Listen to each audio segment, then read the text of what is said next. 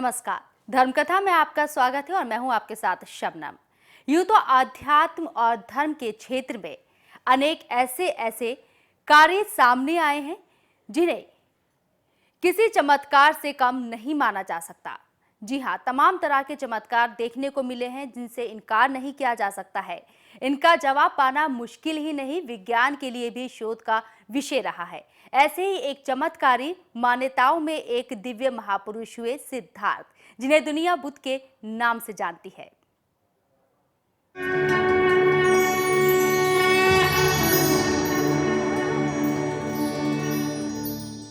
गौतम बुद्ध ऐसे सिद्ध महापुरुष हुए हैं जिनके संदेश से सारी दुनिया में ज्ञान का विस्तार हुआ। बौद्ध धर्म बुद्ध के ज्ञान और उपदेशों का वाहक बना तो कई देशों में लोकप्रिय हुआ। यही नहीं, गौतम बुद्ध को हिंदू भगवान विष्णु का अवतार मानते हैं।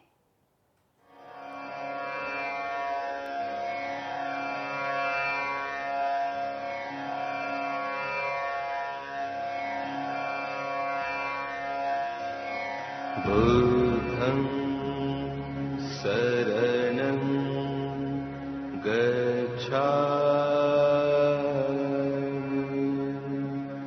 धम्मं। सांस्कृतिक दृष्टि से भारत में अनेक धर्मों की उत्पत्ति हुई है, जिनमें हिंदू, सिख, बौद्ध और जैन धर्म शामिल हैं। लेकिन जिस तेजी से बौद्ध धर्म का विस्तार हुआ, वो किसी चमत्कार से कम नहीं।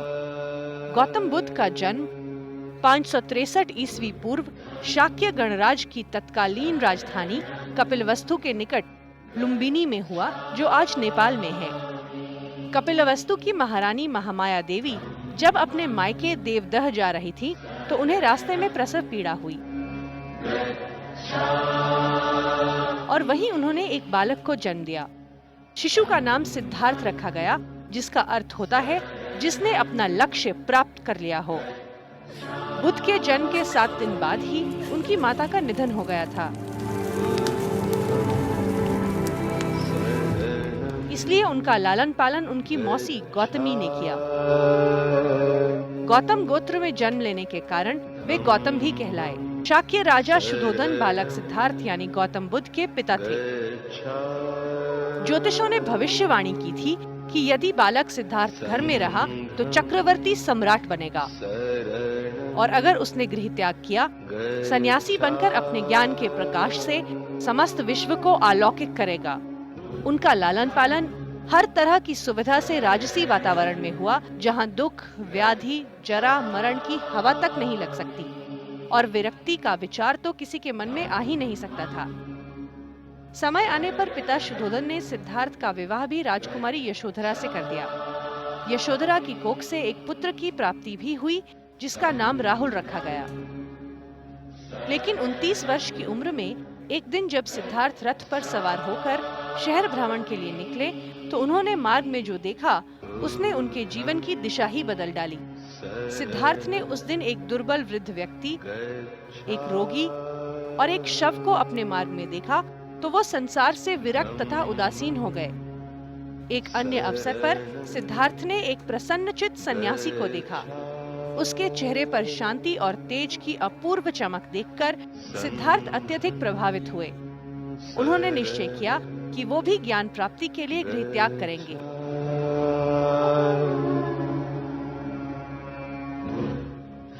इसके बाद एक दिन सिद्धार्थ सब कुछ त्याग कर जीवन के सत्य और ज्ञान की तलाश में घर से निकल पड़े। कई दिनों तक चलते रहने के बाद सिद्धार्थ फाल्गु नदी के तट पर पहुंचे और बोधि वृक्ष के नीचे तपस्या करने बैठ गए। ये स्थान गया के नाम से प्रसिद्ध था। 3 दिन और 3 रात की तपस्या के बाद उन्हें ज्ञान की प्राप्ति हुई, जिसके बाद वे बुद्ध के नाम से जाने जाने लगे। इसके बाद उन्होंने वहीं 7 हफ्ते तक अलग अलग जगह पर ध्यान लगाया। तभी से ये जगह बोध गया के नाम से जानी गई और बौद्ध धर्म के लिए पवित्र तीर्थ बन गई। ये भी भगवान बुद्ध का जो तपोस्थली है, तपोस्थली में सबसे बड़ा ऊंचाई तपोस्थली है, जिस तपोस्थली में बौद्ध श्रद्धालु आकर के अपनी क्षणिक मुहूर्त के लिए तप करने के लिए, साधना करने के लिए लालायित रहते हैं या आते हैं। तो इससे आपका समझा जा सकता है कि इस बोध गया जो बोधि वृक्ष है, वो बोधि वृक्ष का जो स्थान है वो बौद्ध श्रद्धालु के लिए कितना बड़ा महत्वपूर्ण है या कितना बड़ा सम्मान या आस्था का केंद्र है। ज्ञान प्राप्ति के दिन बुद्ध की उम्र 35 वर्ष थी और ज्ञान प्राप्ति के बाद सिद्धार्थ का नाम बुद्ध हो गया। तपस्सु तथा कालिक नाम के 2 शूद्र बुद्ध के पहले शिष्य व अनुयायी बने। बोध गया से चलकर गौतम बुद्ध सारनाथ पहुँचे, जो आजकल वाराणसी के पास प्रसिद्ध तीर्थ है। यहाँ गौतम बुद्ध ने अपने 5 साथियों को उपदेश देकर अपना शिष्य बना लिया। सारनाथ में ही बुद्ध और उनके शिष्यों ने आम जनता को बौद्ध धर्म का उपदेश दिया और सत्य के मार्ग पर चलने के लिए ऐसे कर्म बताए जो मोक्ष प्राप्ति की राह खोलते हैं। गौतम बुद्ध ने शिष्यों को उपदेश दिया कि वो जीवन में नैतिकता के नियमों का पालन करें, शुभ विचारों का अभ्यास और विकास करें, दूसरों की सेवा और देखभाल करें, माता पिता और बड़ों का सम्मान और सेवा करें, सम्यकता के सिद्धांत का श्रवण और प्रचार करें, अपनी त्रुटियों का निरंतर सुधार करें। सारनाथ में ऐसा सारपूर्ण उपदेश देकर गौतम बुद्ध अपने 5 अनुयायियों के साथ वाराणसी पहुंचे। यहाँ उन्होंने एक धनी श्रेष्ठी पुत्र को अपना अनुयायी बनाया तथा धर्म प्रवर्तन में जुट गए।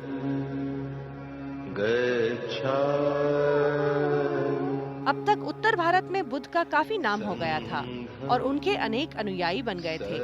कई वर्षों बाद महाराज शुद्धोधन ने बुद्ध को देखने के लिए उन्हें कपिलवस्तु बुलवाना चाहा, लेकिन हर बार हुआ ये कि जो भी शख्स उन्हें बुलाने आता वो उनके उपदेश सुनकर उनका अनुयायी बन जाता।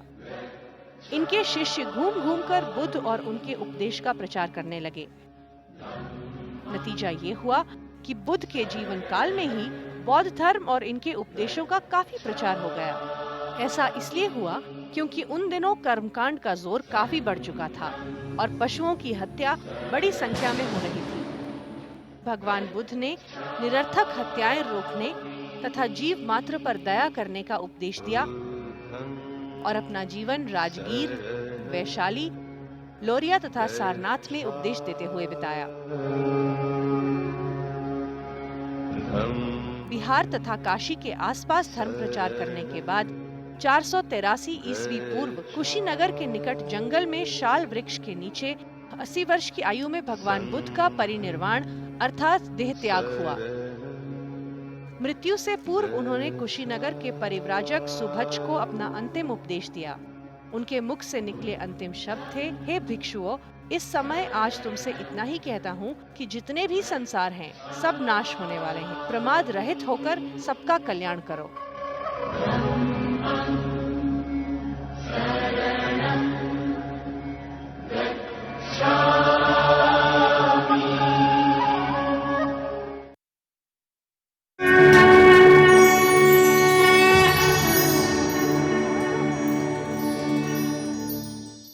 गौतम बुद्ध के बाद अगले 500 वर्षों तक बौद्ध धर्म पूरे भारतीय उपमहाद्वीप में और अगले 2000 सालों में इससे भी आगे फैल गया।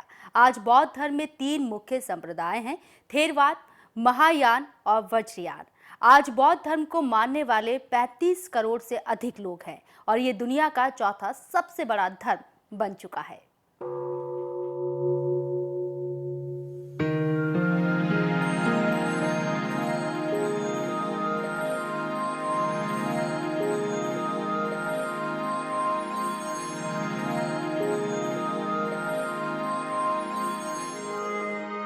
दुनिया का शायद ही कोई हिस्सा होगा जहां बौद्ध भिक्षुओं के कदम ना पड़े हों।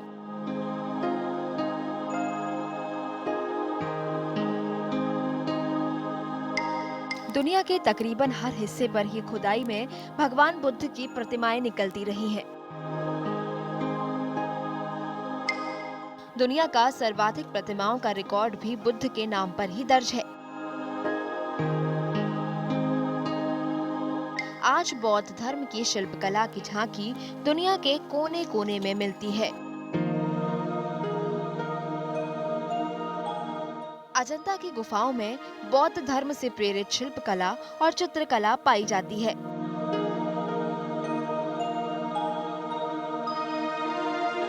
मानवीय इतिहास में कला के इन अनमोल रत्नों में शांति और अध्यात्म की बेमिसाल झलक है।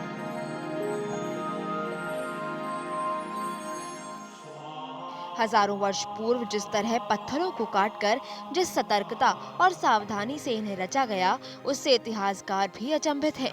पत्थरों को काटने और इतनी बारीकी से तराशने की तकनीक हजारों वर्ष पहले कैसे इस्तेमाल की गई, ये अब भी रहस्य है।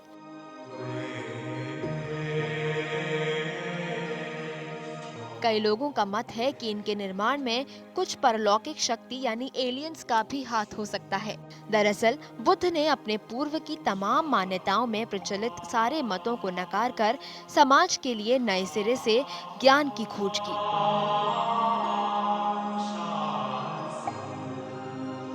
उन्होंने कहा कि मेरी बात को भी इसलिए चुपचाप ना मान लो कि उसे बुद्ध ने कहा है, उस पर भी संदेह करो और हर नजरिए से उसकी परीक्षा करो। जाहिर है गौतम बुद्ध ने सत्य और अहिंसा का जो बौद्धिक मार्ग दिखाया, उससे उनकी प्रसिद्धि लगातार बढ़ती गई। लोग दूर दूर से उनको सुनने आया करते थे। उनके संदेशों के माध्यम से उनके अनुयायियों ने घूम घूम कर प्रचार प्रसार किया। बुद्ध के जीवन काल के दौरान ही उनकी प्रसिद्धि चारों दिशाओं में फैल चुकी थी। जो भी उनको सुनता बस बुद्ध का हो जाता था। बौद्ध धर्म के 3 प्रमुख मंत्र हैं। बुद्धं शरणं गच्छामि, धम्मं शरणं गच्छामि, संघं शरणं गच्छामि। ये 3 प्रमुख मंत्र शरण शील कहलाते हैं। इनके अलावा गौतम बुद्ध ने जब अपनी शिक्षाएं सबको देनी चाहिए तो उन्होंने पंचशील का निर्माण किया, जिनका उच्चारण हर धार्मिक अनुष्ठान के वक्त किया जाता है। इन पंचशील सिद्धांत का अर्थ है मैं जीव हत्या से दूर रहूंगा, ऐसा व्रत लेता हूँ। जो वस्तुएं मुझे दी नहीं गई हैं, उन्हें लेने या चोरी करने से मैं दूर रहूंगा, ऐसा व्रत लेता हूँ। रतिक्रिया में मिथ्याचार करने से मैं दूर रहूंगा, ऐसा व्रत लेता हूँ। झूठ बोलने से मैं हमेशा बचूंगा, ऐसा व्रत लेता हूँ। मादक द्रव्यों के सेवन से मैं विरत रहूंगा, ऐसा वचन लेता हूँ। बुद्ध कहते हैं कि सत्य को छोड़कर जो असत्य बोलता है, धर्म का उल्लंघन करता है, परलोक की जिसे चिंता नहीं है, वो आदमी बड़े से बड़ा पाप कर सकता है। भगवान बुद्ध ने लोगों को मध्यम मार्ग का उपदेश दिया और हर प्रकार की अति से बचने के लिए कहा। उन्होंने दुख, उसके कारण और निवारण के लिए अष्टांगिक मार्ग भी सुझाया। बुद्ध ने अहिंसा पर बहुत जोर दिया है और हिंसा से दूर रहने के लिए लोगों को प्रेरित भी किया। यज्ञ और पशु बलि की जमकर निंदा की। बुद्ध की शिक्षा अत्यंत व्यावहारिक थी। उसमें किसी भी रहस्य और आडंबर के लिए कोई स्थान न था। बुद्ध की दुनिया भर में फैली कीर्ति और मान्यता के चलते हिंदू धर्म में उन्हें विष्णु का नवा अवतार घोषित कर दिया गया, लेकिन ज्यादातर बौद्ध धर्मावलंबी इसे स्वीकार नहीं करते। विष्णु सहस्त्र नाम में भी बुद्ध का उल्लेख आता है। भगवत पुराण के 8वें अध्याय में नारायण कवचम में भगवान बुद्ध का उल्लेख आता है। इसमें कहा गया है, बुद्धस्तु पाखंड गणात् प्रमादात्, अर्थात हे नारायण, बुद्ध के रूप में आप पाखंडियों से मेरी रक्षा कीजिए। इस प्रकार हिंदू शास्त्रों में बुद्ध को भगवान विष्णु के अवतार के रूप में बताया गया है। विष्णु पुराण में भी भगवान विष्णु के 24 अवतारों में बुद्ध का जिक्र मिलता है।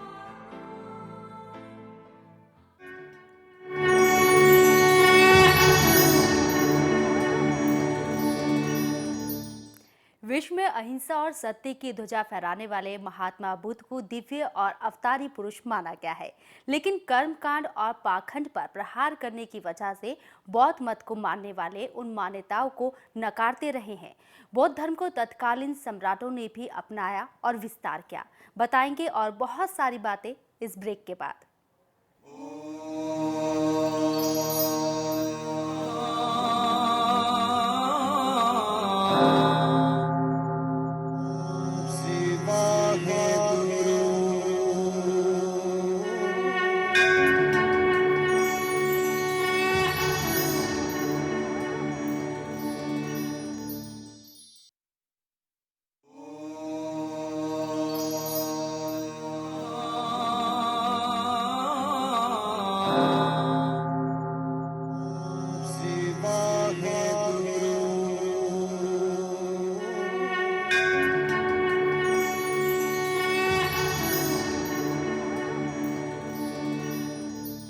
ब्रेक के बाद आपका स्वागत है। आप देख रहे हैं धर्म कथा और आज हम सुना रहे हैं बौद्ध धर्म की कथा। बौद्ध धर्म की शिक्षाओं को अपनाना बेहद आसान था।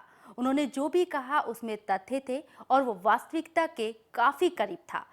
बुद्ध की शिक्षाओं ने जहां एक तरफ समाज को नई सोच दी, दूसरी तरफ समाज में फैली कुरीतियों का अंत भी होने लगा। बुद्ध के उपदेश आज के समय में उतने ही सार्थक है जितने वो हजारों वर्ष पहले थे।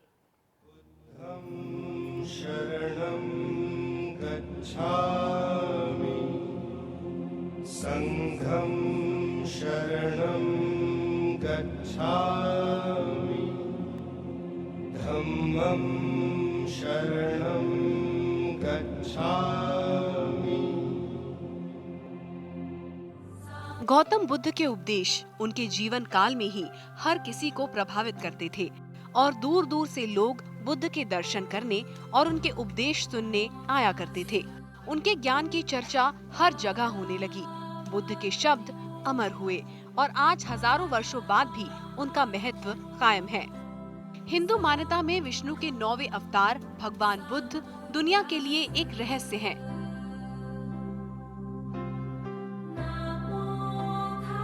अवतार तो बहुत माने गए, लेकिन बुद्ध ने चेतना के जिस शिखर को छुआ वो किसी आश्चर्य से कम नहीं।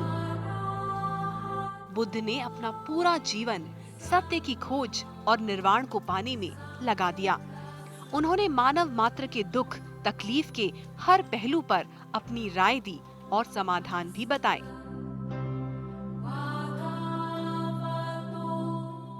बौद्ध धर्म के 2 प्रमुख संप्रदाय हैं, हीनयान और महायान।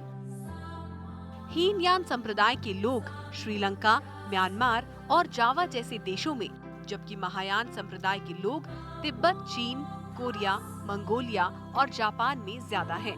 7वीं शताब्दी में बौद्ध धर्म की एक और शाखा व्रजयान भी प्रचलित हुई, जो तंत्र मंत्र में विश्वास करती है। वैशाख पूर्णिमा, जिसे बुद्ध पूर्णिमा भी कहते हैं, गौतम बुद्ध की जयंती और उनका निर्वाण दिवस भी है। इसी दिन भगवान बुद्ध को बुद्धत्व की प्राप्ति हुई थी। बौद्ध धर्म को मानने वाले इस दिन को बड़ी धूमधाम से मनाते हैं। बुद्धं शरणं गच्छामि धम्मं शरणं। हिंदू धर्मावलंबियों के लिए बुद्ध विष्णु के 9वें अवतार हैं। इसलिए हिंदुओं के लिए भी ये दिन पवित्र माना जाता है। बौद्ध धर्म के सबसे बड़े धर्मगुरु को दलाई लामा कहा जाता है। 14वें दलाई लामा तिब्बती धर्मगुरु तेंजिन ग्यात्सो हैं। तेंजिन ग्यात्सो तिब्बत के राष्ट्राध्यक्ष और आध्यात्मिक गुरु भी हैं। दलाई लामा मंगोलियाई पदवी है, जिसका मतलब होता है ज्ञान का महासागर। दलाई लामा के वंशज बुद्ध के गुणों के साक्षात रूप माने जाते हैं। इतिहास गवाह है कि अनेक राजाओं ने बौद्ध धर्म को अपनाया तथा इसका विस्तार भी खूब किया।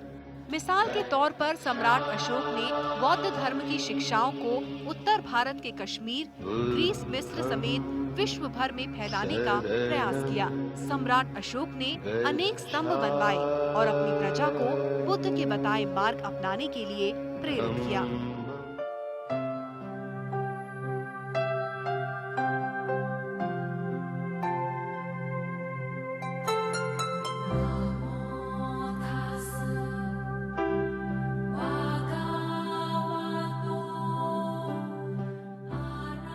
बौद्ध धर्म में संगीति का विशेष महत्व रहा है।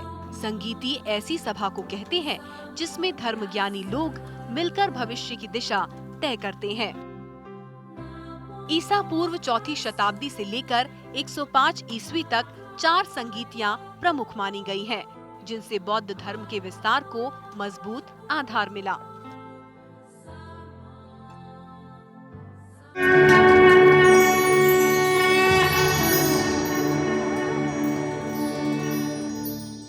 जैसे जैसे बौद्ध धर्म का विस्तार हुआ, दुनिया के कई हिस्सों में इस धर्म के मानने वालों ने प्रार्थना के लिए बौद्ध विहारों को तीर्थ स्थान का रूप दे दिया। विश्व के कोने कोने में बौद्ध धर्म के अनुयायी आज तक इन स्थानों पर दर्शन और प्रार्थना करने आते हैं। आइए नजर डालते हैं दुनिया के कुछ प्रमुख बौद्ध तीर्थों पर। बौद्ध धर्म में अनेक तीर्थ हैं, जहां दुनिया के कोने कोने से लोग आते हैं। हम आपको कुछ प्रमुख बौद्ध तीर्थों के बारे में बताते हैं। लुम्बिनी। लुम्बिनी महात्मा बुद्ध की जन्म स्थली है। गौतम बुद्ध का जन्म 483 ईस्वी पूर्व नेपाल के इसी क्षेत्र में हुआ था। इसी वजह से हमेशा से ही यह स्थान बौद्ध धर्म के अनुयायियों के लिए पूजनीय रहा है। ये बिहार की उत्तरी सीमा के पास नेपाल में है।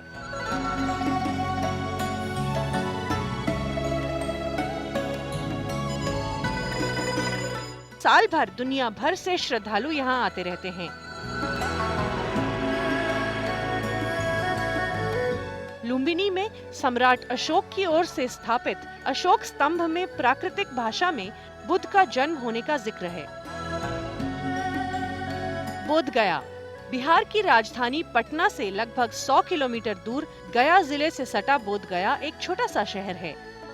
बोध गया में बोधि वृक्ष के नीचे ही तपस्या करते हुए गौतम बुद्ध को ज्ञान प्राप्त हुआ था। तब उनकी उम्र 36 वर्ष थी। तभी से ये स्थल बौद्ध धर्म के अनुयायियों के लिए तीर्थ बना हुआ है। यहाँ का महाबोधि मंदिर विश्व प्रसिद्ध है।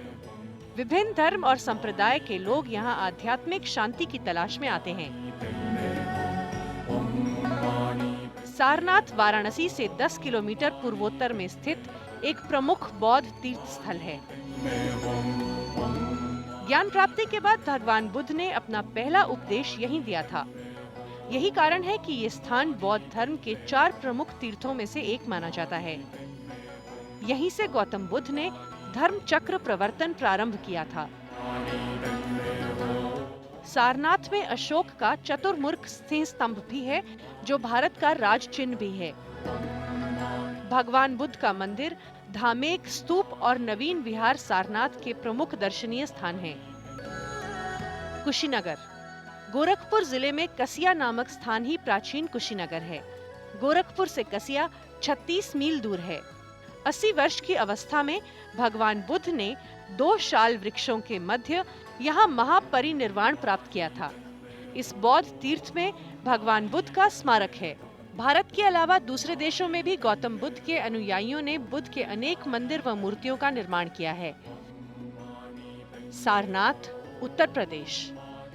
सांची का स्तूप, मध्य प्रदेश। वाट रोंग खुन, थाईलैंड। बोरोबुदुर मंदिर, जावा। श्वेदागोन pagoda, Burma. Shravasti, Uttar Pradesh. Toji मंदिर, जापान। दुनिया भर से बौद्ध धर्म में आस्था रखने वाले लोग यहाँ आते हैं और आध्यात्मिक शांति अनुभव करते हैं।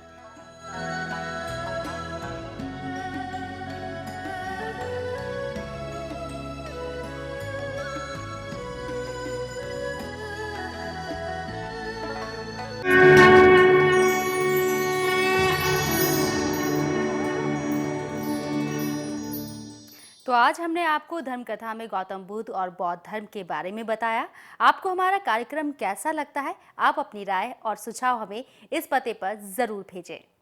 हमारा एड्रेस है A147 सेक्टर 63 नोएडा। हमारा ईमेल एड्रेस है dharmkatha@bhaskarnews.org।